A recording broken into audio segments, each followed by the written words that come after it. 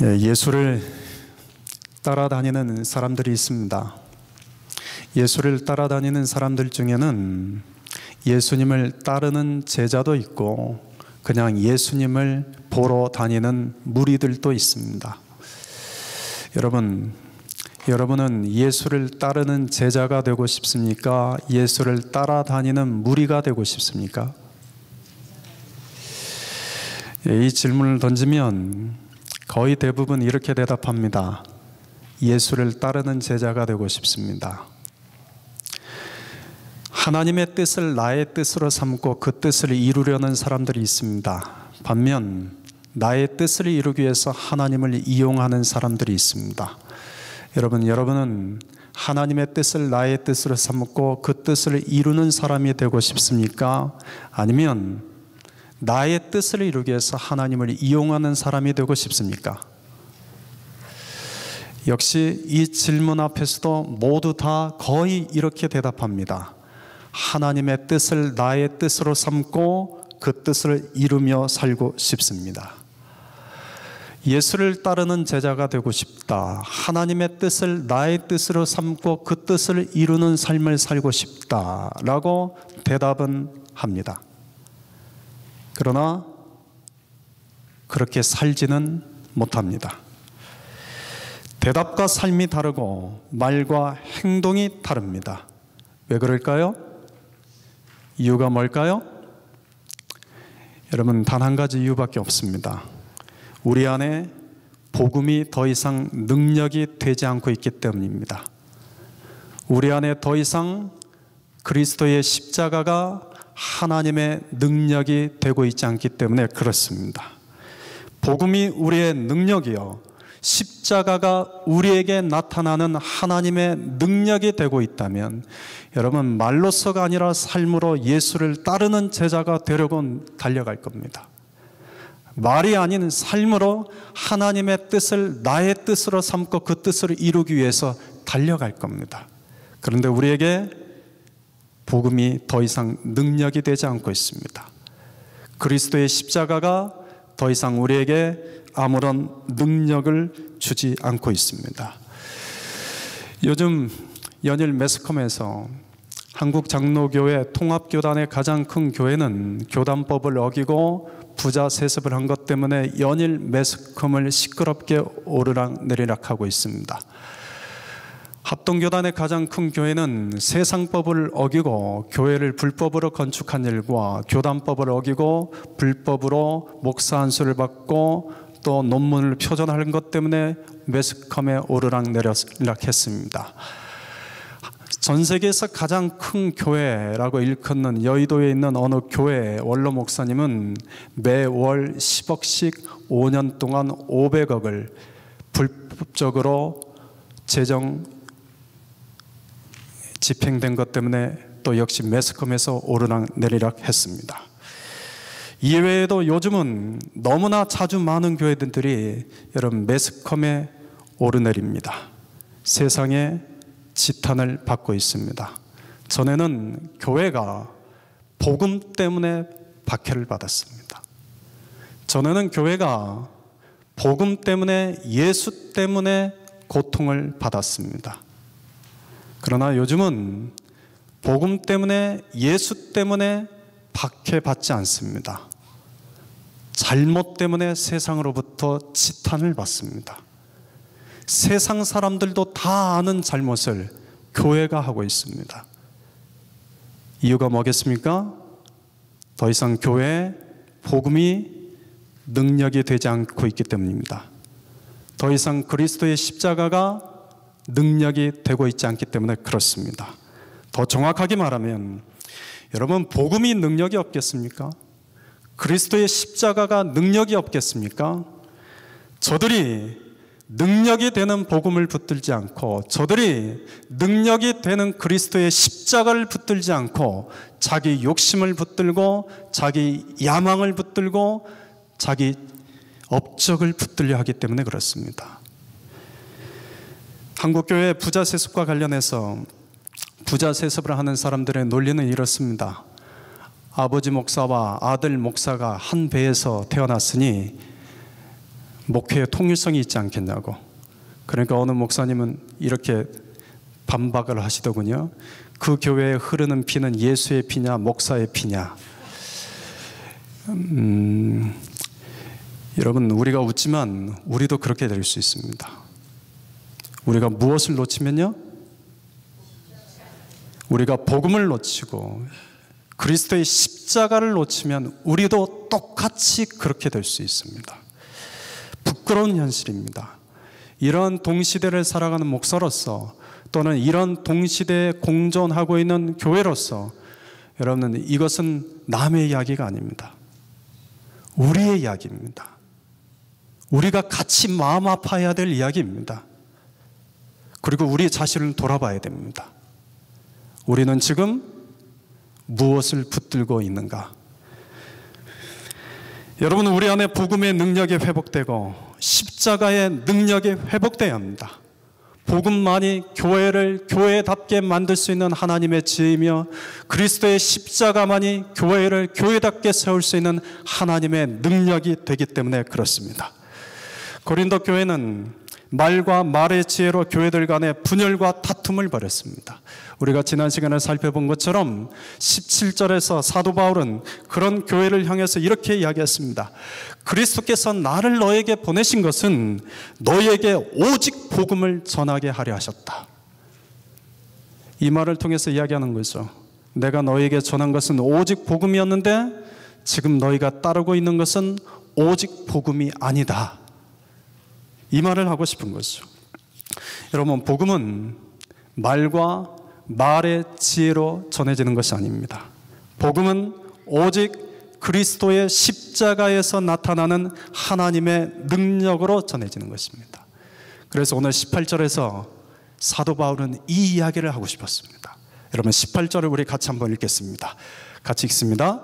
십자가의 도가 멸망하는 자들에게는 미련한 것이요 구원을 받는 우리에게는 하나님의 능력이라. 아멘. 여러분, 복음 앞에서 그리스도의 십자가 앞에서 두 부류로 나뉩니다. 멸망하는 자들과 구원을 얻는 자들입니다. 멸망을 얻는 자들은 십자가의 말씀이 들릴 때 미련하고 어리석게만 들려집니다. 더 정확하게 말하면 십자가의 말씀이 나에게 아무런 관심이 없습니다. 나와 아무런 관련이 없는 말씀처럼 들립니다. 그러나 구원을 얻는 사람들, 구원받은 사람들은 여러분, 십자가의 말씀이 들리면 그 안에 하나님의 능력이 나타나는 것을 보게 됩니다.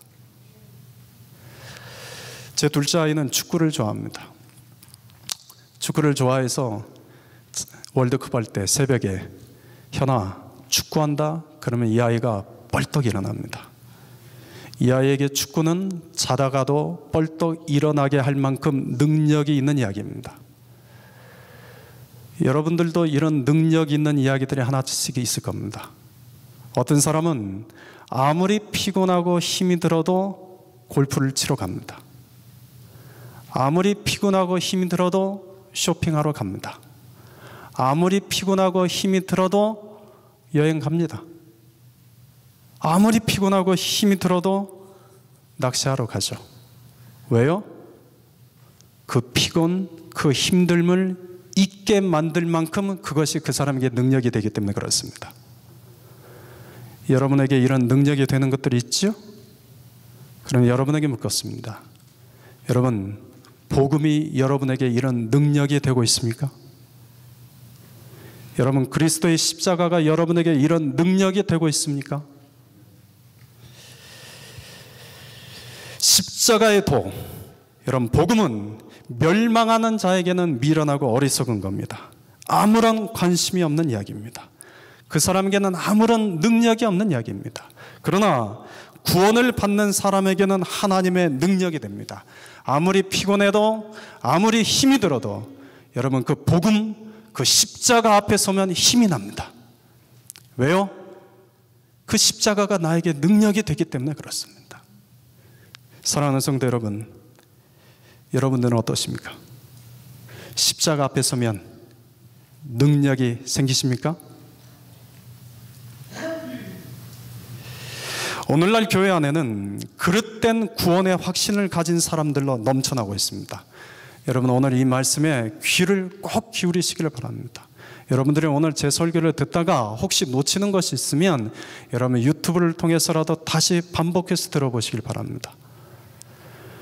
여러분, 오늘 이 시대에는 그릇된 구원의 확신을 가진 사람들로 넘쳐나고 있습니다. 이 사람들은 이렇게 생각합니다. 내 입술로 예수를 주라고 시인하고 있기 때문에 내가 구원받았다라고 생각합니다. 내가 교회 다니고 있기 때문에, 예배를 드리고 있기 때문에, 교회에서 직분을 받아서 봉사하고 있기 때문에 나는 구원받은 자다라고 생각합니다. 여러분, 교회 안에 있다고 해서 결코 구원받은 것 아닙니다. 여러분, 착각하시면 안 됩니다. 구원의 방주는 교회가 아닙니다.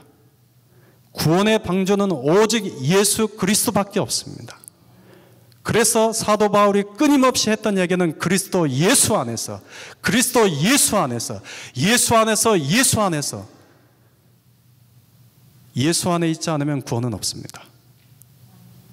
착각하시면 안 됩니다. 구원받은 사람은 복음 앞에 서기만 하면, 십자가 앞에 서기만 하면 내가 다시 살아납니다. 그리고 그 십자가의 말씀 앞에서 귀가 열립니다. 눈이 반짝거립니다. 그러나 구원받지 않은 사람은 십자가의 말씀, 복음의 말씀이 들어도 그냥 나에게 졸린 이야기입니다. 들어도 그만, 안 들어도 그만, 그냥 그저 그런 평범한 이야기일 뿐입니다. 여러분은 예수 믿을 때 여러분 내 안에 있는 죄의 문제로 괴로워해 본 적 있습니까? 여러분 예수 믿으면서 죄의 문제 때문에 괴로워해 본 적 있습니까? 대부분 죄의 문제 때문에 괴로워해 본 적 없이 신앙생활 합니다. 혹시 여러분 가운데 죄 문제 때문에 괴로워해 본 적 없이 신앙생활 하는 분이 있다면 여러분 잘 들으시길 바랍니다. 처음 교회 다닐 때는 누군가를 따라서 교회에 다닙니다. 교회를 다니다 보니 아는 사람이 생깁니다. 교회를 다니다 보니 마음에 맞는 사람이 생깁니다. 그러다가 자연스럽게 그 사람들의 인도를 받아서 교회 사역에 동참하게 됩니다. 그러다 보면 점점 교회가 친숙해집니다. 처음에는 어색했던 예배 시간도, 어색했던 찬양 시간도, 어색했던 기도 시간도 이제는 제법 익숙해져 갑니다. 시간이 지나다 보니 집사로 불러주고 작은 목자도 되고 그렇게 점점 교회 중심부로 들어갑니다. 그랬더니 안수 집사, 권사, 장로의 직분도 받게 됩니다. 그리고 교회에서 자주 듣는 말은 예수를 그리스도라고 입술로 시인하기만 하면 구원받아. 처음에는 이 말이 별로 관심도 없고 시큰둥한 이야기였습니다. 그러니 하도 듣다 보니 자신도 모르게 머리에 이젠 박혀버렸습니다. 그렇지, 예수를 그리스도라고 시인하기만 하면 구원받지. 그래서 묻습니다. 당신은 예수를 그리스도로 믿습니까? 당연히 믿죠. 당연히 나는 예수를 그리스도로 믿죠. 당신은 구원받았습니까? 당연하죠. 내가 입술로 예수를 그리스도로 시인하니까 난 당연히 받았죠. 여러분, 여기에 도사리고 있는 함정이 있습니다. 여러분, 그릇된 구원의 확신일 수 있습니다. 여러분, 복음, 십자가의 도 같은 단어는 여러분이 설교 시간에 자주 들어서 익숙한 단어일 수 있습니다. 그런데 문제는 여러분, 복음이 내 삶에 아무런 능력이 되지 않고 십자가가 내 삶에 아무런 능력이 되고 있지 않다면 여러분이 입술로 나는 예수를 믿습니다 라고 말하는 것이 마음으로 믿어서가 아니라 내 머리에 새겨진 이야기일 수 있습니다. 저는 여러분의 목사로서 여러분에게 바른 복음을 가르쳐야 할 사명이 있습니다. 저는 여러분이 예수를 따르는 무리가 아닌 예수를 따르는 제자로서 살아가도록 도와야 할 사명이 있습니다. 저는 여러분이 여러분의 뜻을 이루기 위해서 하나님을 이용하는 자가 아닌 하나님의 뜻을 나의 뜻으로 삼고 그 하나님의 뜻을 이루는 자 될 수 있도록 도와야 할 사명이 제게 있습니다. 무엇보다도 제게 있는 가장 큰 사명은 여러분이 복음을 바로 알고 그릇된 구원의 확신으로 신앙생활하는 자가 아닌 복음을 제대로 알고 제대로 복음을 믿고 복음이 내 삶의 능력이 되는 자로 살아가도록 도와야 할 사명이 제게 있습니다. 사도 바울이 고린도 교회에 가진 마음이 이 마음입니다. 17절에서 사도 바울은 고린도 교회에게 이렇게 이야기했습니다. 내가 너에게 복음을 전할 때 말의 지혜로 복음을 전하지 않았다. 여러분, 복음은 결코 말의 지혜로 전해지는 것이 아닙니다. 복음은 오직 십자가에 나타나는 하나님의 능력으로 전해지는 것입니다. 제가 여러분과 이 그리스도의 십자가에 대해서, 이 복음에 대해서 이야기할 때 제 마음에 정말 간절한 소망이 있습니다. 사도 바울이 고린도 교회에 그렇게 들려주고 싶었던 그 복음에 대한 그 간절한 마음이 저를 통해서도 여러분에게 들려지는 겁니다. 제가 이 일에 저는 자신이 없습니다. 사도 바울의 이 마음을 여러분에게 어떻게 전달해야 될지 자신이 없습니다. 그러나 주님의 말씀에 제가 위로를 삼습니다. 말의 지혜로 복음을 전하는 것이 아니라 십자가에서 나타나는 하나님의 능력으로 복음을 전한다고 했던 이 사도 바울의 고백처럼 저도 오늘 이 시간 이 십자가에 나타나는 하나님의 능력을 의지하며 여러분에게 이 말씀을 전합니다. 여러분, 복음 십자가에 대해서 알려면 두 가지를 먼저 알아야 됩니다. 가장 먼저는 하나님이 누구신지를 알아야 됩니다. 그리고 그 다음 알아야 될 것은 내 자신이 누구인지를 알아야 됩니다. 하나님이 누구신지를 알고 내가 누구인지를 알아야 이 복음이 제대로 이해가 됩니다. 그런데 하나님이 누구신지를 모르고 내가 누구인지를 모른다면 그냥 교회에서 많이 듣던 얘기, 그냥 예수를 주라고 시인하면, 예수가 그리스도라고 말하기만 하면 당신 구원받아. 여러분, 그릇된 구원의 확신을 갖고 살아가게 됩니다. 하나님은 누구신가? 하나님이 누구신지를 생각하기 전에 오늘 21절의 말씀을 먼저 염두에 둬야 됩니다. 여러분, 21절 말씀 우리 같이 한번 읽겠습니다. 하나님의 지혜에 있어서는 이 세상이 자기 지혜로 하나님을 알지 못하므로. 여러분, 하나님은 이 세상의 지혜로는 결코 알 수 없는 분입니다. 20절에 기록된 것처럼 각 시대마다 지혜자들이 있었고 학자들이 있었고 변론가들이 있었지만 여러분은 그들이 아무리 뛰어난 지혜와 총명을 가지고 있다 할지라도 그들의 지혜와 그들의 총명으로 하나님을 알 수 없습니다. 하나님은 결코 우리의 지혜로 우리의 총명으로 알 수 있는 분이 아닙니다. 피조물된 인간이 창조주이신 하나님을 어떻게 연구해서 알아낼 수 있겠습니까? 우리가 하나님에 대해서 알 수 있는 건 단 한 가지밖에 없습니다. 하나님은 우리에게 알려주시는 것만큼만 알 수 있습니다. 하나님이 우리에게 하나님에 대해서 계시해 주시는 것만큼만 우리는 알 수 있습니다. 그 하나님이 하나님에 대해서 알려주시고 계시해 놓은 말씀이 바로 성경입니다.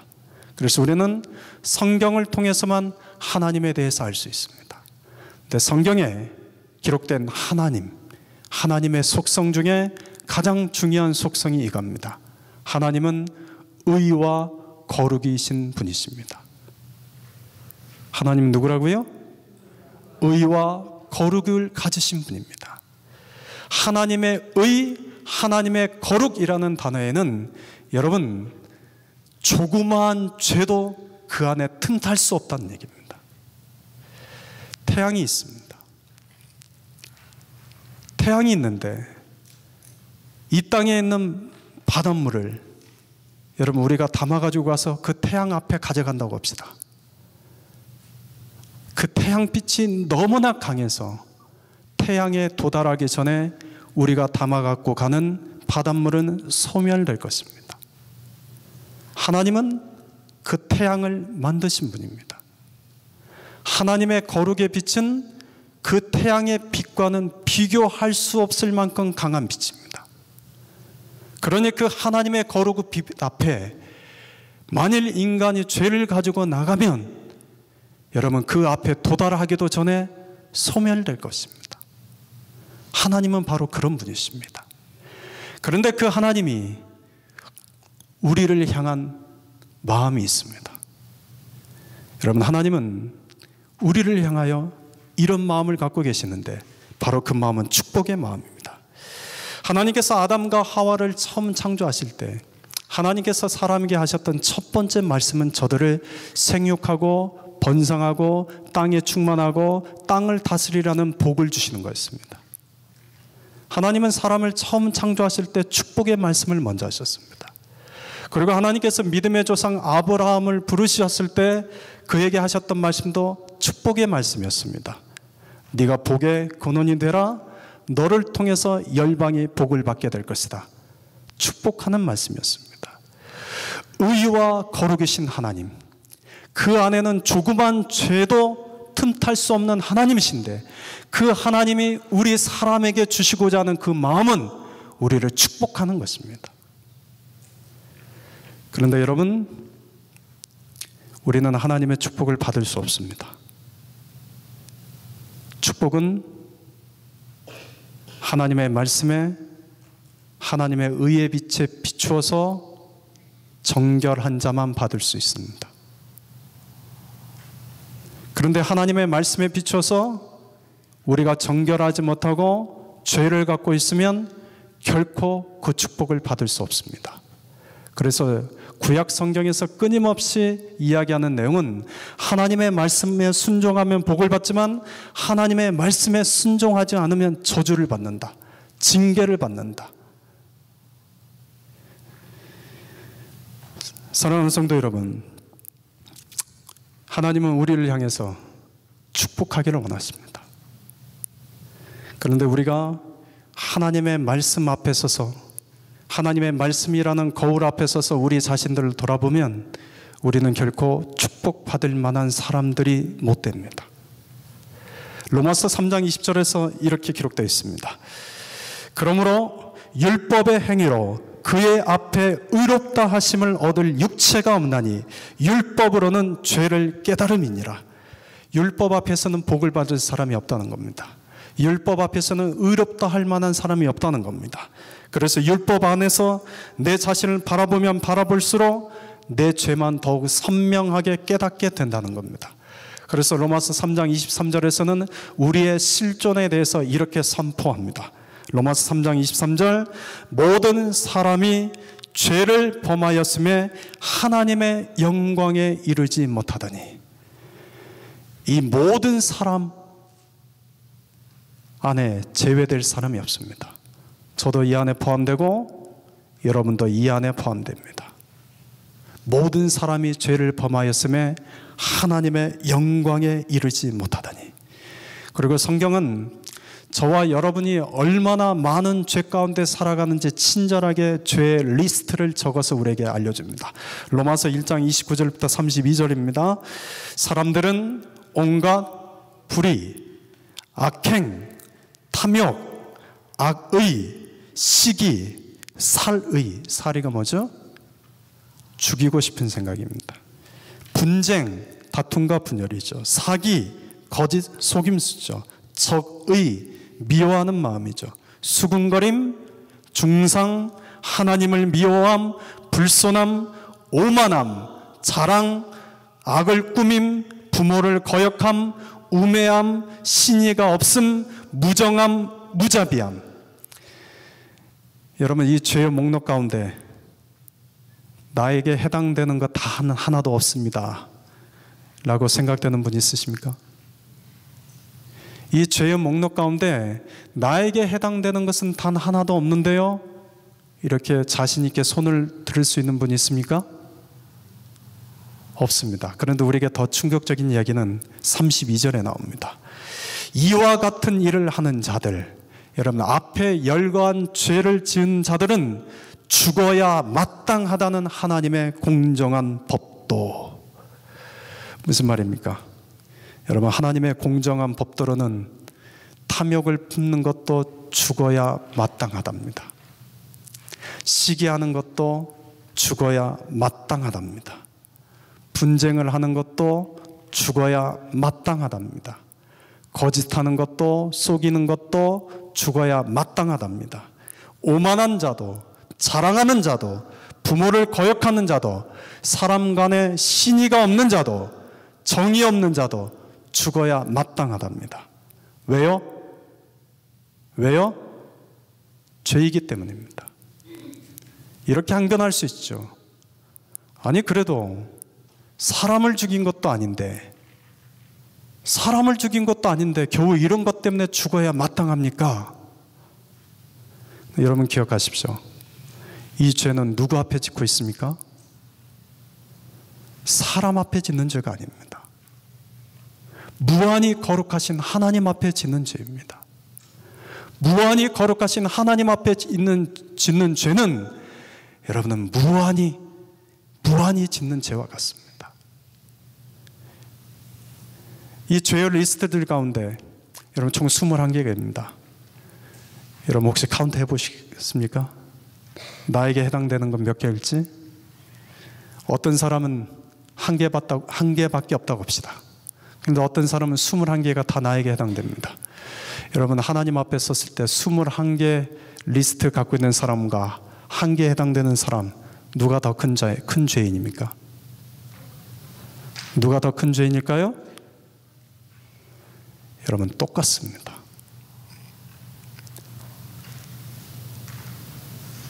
한 개의 죄를 지은 사람이나 21개의 죄를 지은 사람이나 하나님 앞에서는 똑같은 죄인입니다. 그래서 오늘 사도 바울은 이렇게 말합니다. 죽어야 마땅하다. 여러분 그러므로 모든 사람은, 저를 포함해서 여러분은 모두 다 죽어야 마땅한 죄를 갖고 있는 사람입니다. 죽어야 마땅한 하나님의 진노 아래 있는 사람들입니다. 마태복음 9장 13절에서 예수님의 이 땅에 오신 목적을 이렇게 설명합니다. 나는 의인을 부르러 온 것이 아니요 죄인을 부르러 왔다. 여러분 내가 의롭다고 생각하는 사람 있죠? 나는 그래도 잘 살았지 뭐. 그렇게 남들처럼 악하게 살지 않았고 그 남들처럼 그렇게 큰 죄 짓고 살지 않았지 뭐. 나 정도면 그래도 괜찮지. 여러분 이렇게 생각하는 사람은 자신의 의의가 있는 사람입니다. 이런 사람은 결코 구원받기가 쉽지 않습니다. 왠지 아십니까? 예수님은 의인을 부르러 오신 것이 아니라 죄인을 부르러 오셨기 때문입니다. 나는 죽어야 마땅한 죄를 지은 자입니다. 나는 하나님의 진노 아래 놓여 있는 자입니다. 여러분 이 고백에 있는 사람, 이 죄인, 주님이 바로 그 죄인을 부르러 오셨습니다. 바로 그 사람을 만나 주십니다. 그러므로 여러분 나 정도는 괜찮지 뭐. 내가 무슨 죄가 있어. 내가 짓는 죄 정도야 뭐 가볍지 뭐. 그러면서도 입술로는 나는 예수를 믿어. 그러니 나는 구원받았어. 여러분 속지 마십시오. 그릇된 구원의 확신입니다. 구원을 받은 사람은 여러분 십자가 앞에서 예수를 인격적으로 만난 사람입니다.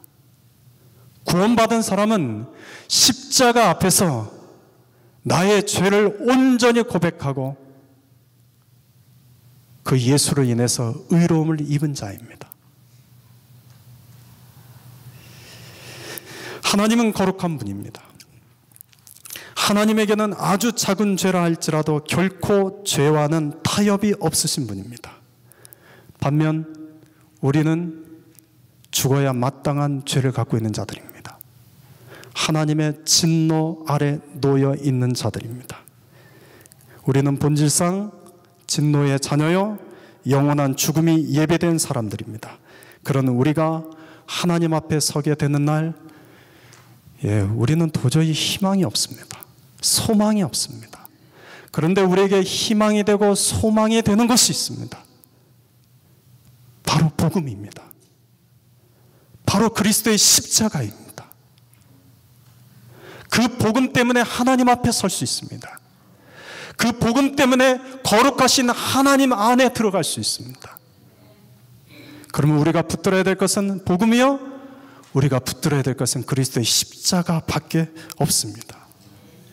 갈라디아서 3장 13절에 그리스도께서 우리를 위하여 저주를 받은 바 되사 율법의 저주에서 우리를 속량하셨으니, 여러분, 죄가 하나도 없으신 순결하신 예수님이 우리를 위하여 십자가에서 저주를 받으셨습니다. 여러분, 예수님께서 받으신 저주는 그냥 십자가에서 죽으신 것이 아닙니다. 많은 분들이 예수님에 대해서 오해하는 것이 있습니다. 예수님께서 십자가에 잡혀 돌아가시기 전날 겟세마네 동산에서 예수님은 이렇게 기도하셨습니다. 아버지여, 하실 수 있거든 이 잔을 내게서 옮겨 주옵소서. 이걸 이렇게 해석을 합니다. 예수님도 우리와 같은 성정을 가진 사람이라 십자가의 죽음에 대한 두려움과 무서움이 있었다고. 여러분, 착각하시면 안 됩니다. 예수님이 그 십자가에서 죽는 것이 무서웠겠습니까? 십자가에서 그 죽는 것이 두려웠겠습니까? 3년 전에 이집트 곱트교인 21명이 IS에게 처참하게 참수형을 당했습니다. 그 21명 중에 나중에 밝혀진 이야기는 한 명이 이슬람교도가 있었습니다. IS가 곱트교 기독교인인 줄 알고 21명이 있는 사람 다 납치해 갔는데 그 안에 한 명이 섞여 있었던 거죠. 그들은 감금당한 채 수없이 폭행을 당했습니다. 그런데 그 안에 끼어있던 한 명의 무슬림 그 청년이 그 20명의 곱트 그리스도인들을 보면서 감동을 받았어요. 그들이 믿고 있는 복음, 그들이 붙들고 있는 그리스도의 십자가를 그 청년이 봤어요. 나중에 IS 대원들의 21명을 한 사람 한 사람 신원조회를 했는데 그 중에 한 사람이 이집트 사람이 아닌 북아프리카 쪽에 속해 있는 무슬림이라는 걸 알게 됐어요. 그래서 너 이제 나가도 된다. 그러니까 그 청년이 이렇게 말을 했어요. 내가 당신들에게 잡혀오기 전에는 무슬림이었습니다. 그러나 이제 나는 저들과 같은 그리스도인입니다. 그래서 21명의 백사장에 나란히 섰어요. 나란히 서서 IS 대원들이 칼을 들고 한 사람씩 묻습니다. 네가 예수를 부인해라. 예수 안 믿겠다고 말해라. 그러면 살려주겠다. 그런데 부인하지 않았어요. 한 사람씩 목을 쳤어요. 옆에 있는 한 사람이 목이 잘리는 것을 옆에 있는 사람이 봤어요. 또 물어요. 예수만 부인해. 예수 안 믿다고 말해. 안 믿겠다고 말만 해. 그럼 너는 살려줄게. 거절했습니다. 또 그렇게 죽어갔습니다. 그렇게 21명이 단 한 사람도 예수를 부인하지 않고 죽음을 당당하게 맞이했습니다. 여러분, 이게 뭡니까? 복음의 능력입니다. 이게 십자가의 능력입니다. 죽음이 두렵지 않고 죽음이 무섭지 않고 죽음을 의연하게 받아들일 수 있는, 이게 복음의 능력입니다. 그런데 그 복음 자체이신 예수님이 여러분 십자가에서 죽음이 두렵겠습니까? 그 예수님의 그 십자가에서 죽는 것이 무서웠겠습니까? 여러분, 그렇지 않습니다. 예수님이 정말 두렵고 무서웠던 건 이겁니다. 그 십자가에서 받으실 하나님의 진노가 얼마나 클지 이게 상상이 안 됩니다. 우리는 모두 다 죄 때문에 죽어 마땅한 자들입니다. 우리는 그 하나님의 진노를 받을 수밖에 없습니다. 우리가 새벽기도 시간에 봤던 것처럼 여러분, 민수기 25장에서 시딤에서 모압 여인들과 음행을 벌이고 우상을 섬기기 때문에 하나님이 진노하셔서 연병을 내려서 24,000명이 한순간에 떼죽음을 당했습니다. 그런데 그 24,000명이 죽은 것은 각자가 받아야 할 하나님의 진노를 받은 겁니다. 그런데 예수님이 십자가에서 받으신 진노는 각자가 받아야 할 예수님의 몫의 진노가 아니라 수십억, 아니 수백억, 과거에도 현재에도 미래에도 죄 때문에 죽을 수밖에 없는 사람들을 향한 하나님의 진노를 혼자 그 십자가 위에서 다 받아내셔야 됐습니다. 어느 누구도 받아본 적 없는 그 하나님의 진노, 예수님조차도 그 하나님의 진노를 가늠할 수가 없었습니다. 그러니 그 진노 앞에서 아버지, 할 수 있거든 이 잔을 내게서 옮겨주옵소서. 그러나 아버지의 원대로 되기를 원합니다.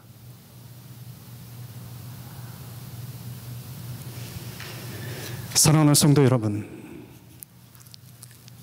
저는 예수님께서 십자가 위에서 하나님으로부터 받은 이 하나님의 진노의 크기를 설명할 수가 없습니다. 저는 예수님이 오셔서 아들아, 내가 십자가 위에서 너를 위해서 받은 하나님의 진노의 크기가 이 정도였다라고 말을 해도 저는 도저히 그게 다가오지 않을 것 같습니다.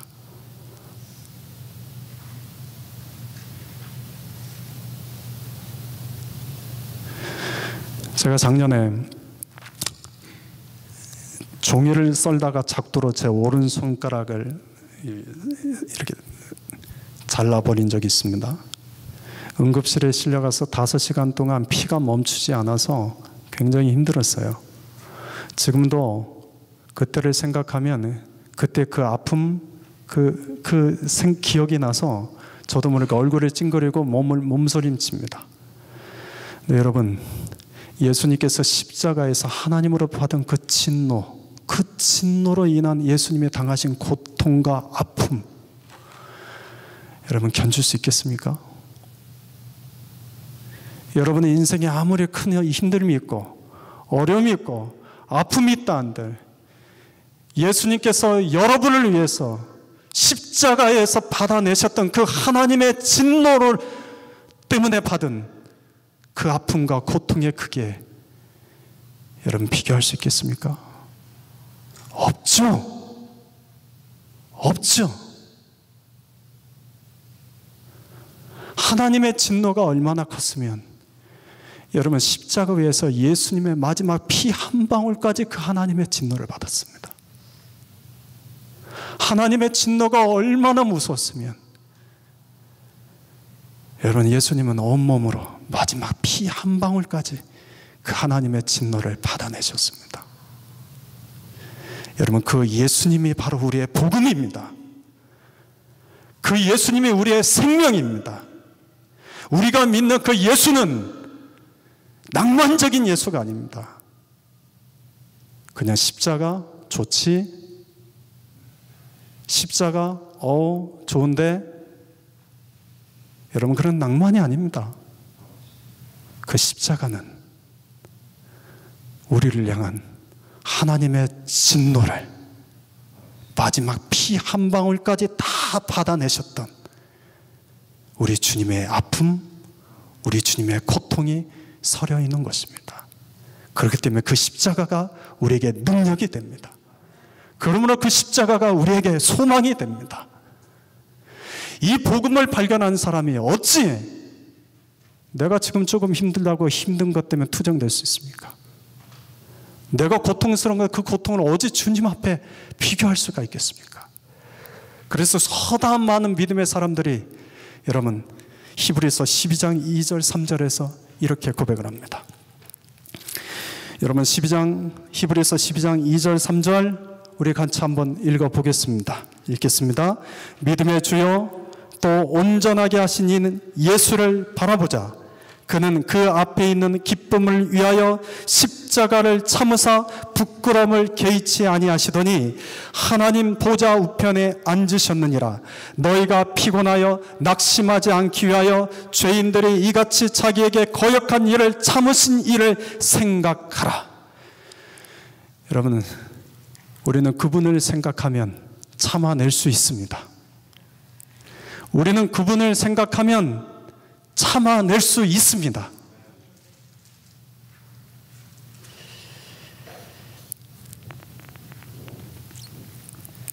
오늘 고린도 교회는 사도 바울의 이 말씀 앞에 대답을 해야 했습니다. 18절에 십자가의 도가 멸망하는 자들에게는 미련한 것이요 구원을 받는 우리에게는 하나님의 능력이라. 여러분에게는 하나님의 능력이 되고 있습니까? 아니면 나와 별 관심 없는 미련한 것이 되고 있습니까? 우리는 이 말씀 앞에 대답을 해야 됩니다. 여러분, 복음이 내 마음 가운데 깊이 와닿지 않는 사람은 무엇을 자꾸 구하는지 아십니까? 오늘 22절에 보는 것처럼 유대인들처럼 표적을 구합니다. 헬라인들처럼 지혜를 찾습니다. 그런데 복음을 경험한 사람, 이 복음의 의미를 아는 사람은 표적을 찾고 지혜를 구하는 자가 아니라 십자가에 못 박히신 그리스도를 찾습니다.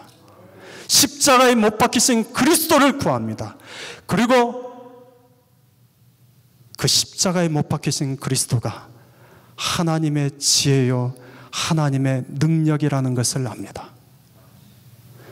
고린도 교회가 이걸 놓쳤습니다. 저들이 복음을 놓치고 십자가를 놓치니까 저들이 구하고 찾는 것은 늘 표적이요 늘 지혜였습니다. 그럼 말과 말의 지혜로 분열과 다툼이 일어났습니다. 여러분, 우리라고 그렇게 되지 않을 리 없죠. 사랑하는 성도 여러분, 복음을 붙드시다. 그리스도의 십자가를 붙드십니다. 십자가에 못 박히신 그리스도만 구하고 찾읍시다. 십자가에 못 박히신 그리스도만이 우리의 능력이요 우리의 지혜가 됨을 저는 믿습니다. 사랑하는 성도 여러분, 모두 다 그런 은혜를 누릴 수 있기를 바랍니다. 기도하겠습니다.